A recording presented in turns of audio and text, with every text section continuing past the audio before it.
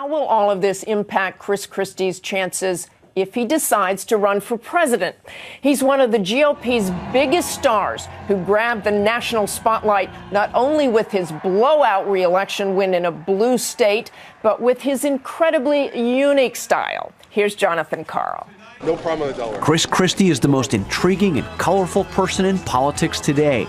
A hard-charging Republican who loves Bruce Springsteen and picks fights with teachers' unions. He's known for telling it like it is. Get the hell off the beach in Asbury Park and get out. And occasionally telling off a constituent. Your rear end's gonna get thrown in jail, idiot. And reporters. Did I say on topic? Are you stupid? The Christie temper has become a trademark, something he jokes about. Stop saying things I've already said. All right, okay. The tough talk made him so popular among some Republicans that when he went to the Reagan Library a couple years ago, they practically begged him to run for president. I really implore you, as a citizen of this country, to please, sir, to reconsider. Go home and really think about it.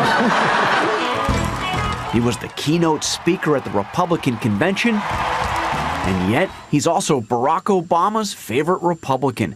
Who could forget when they played carnival games together on the Jersey Shore boardwalk?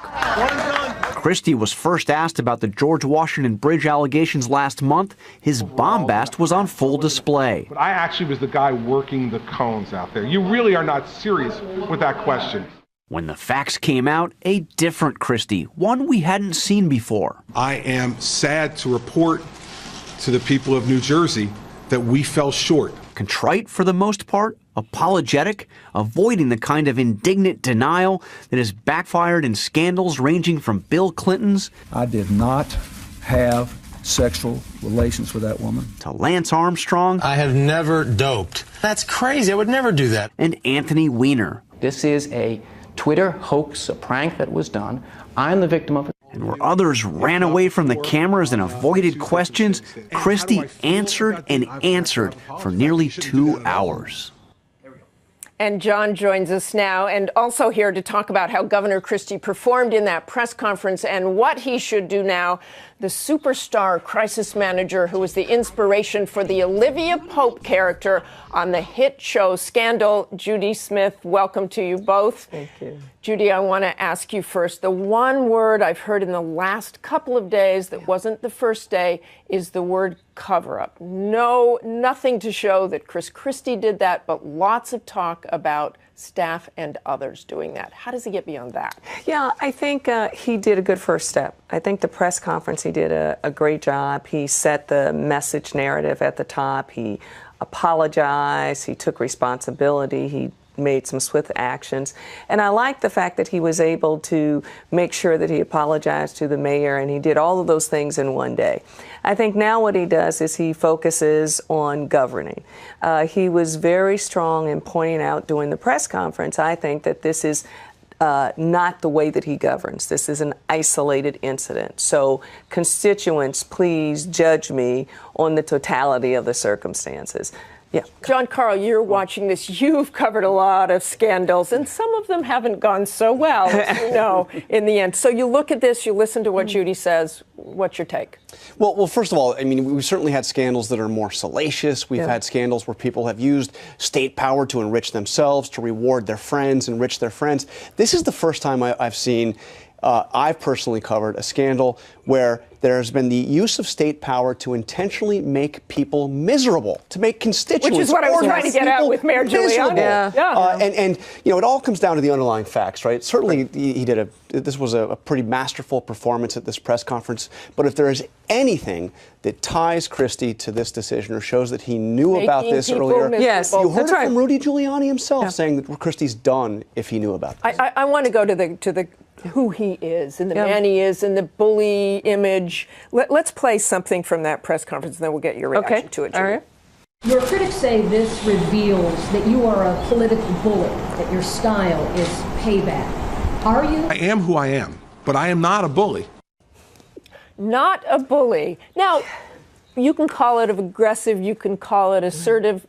People clearly have liked that in the past. But is it an asset, and does it now become a liability? I think it's an asset. And the reason why I say, first of all, in that particular clip there, I would have not used the word bully.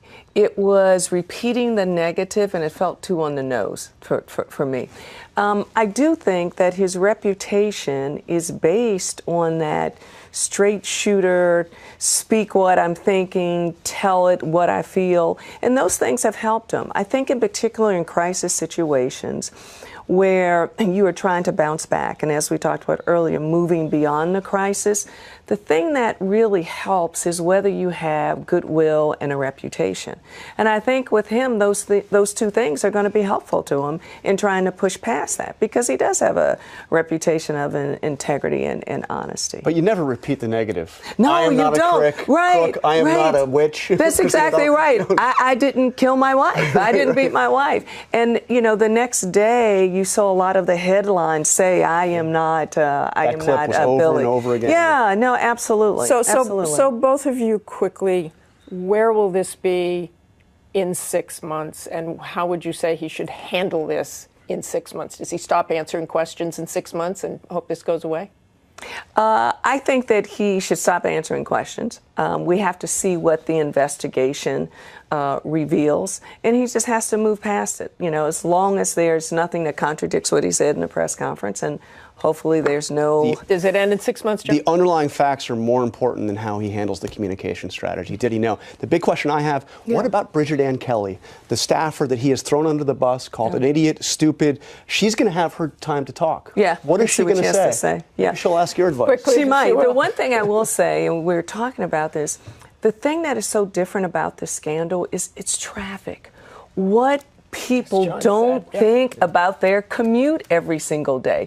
It's different in, I had sex with another woman. I mean, we care about how long it takes us to get to the So work. Bridget Kelly, should she talk? Should she not talk if she was your client? She's going to have to talk at some point. And Christie is not your client. He's not. As He's not. Thanks to you both.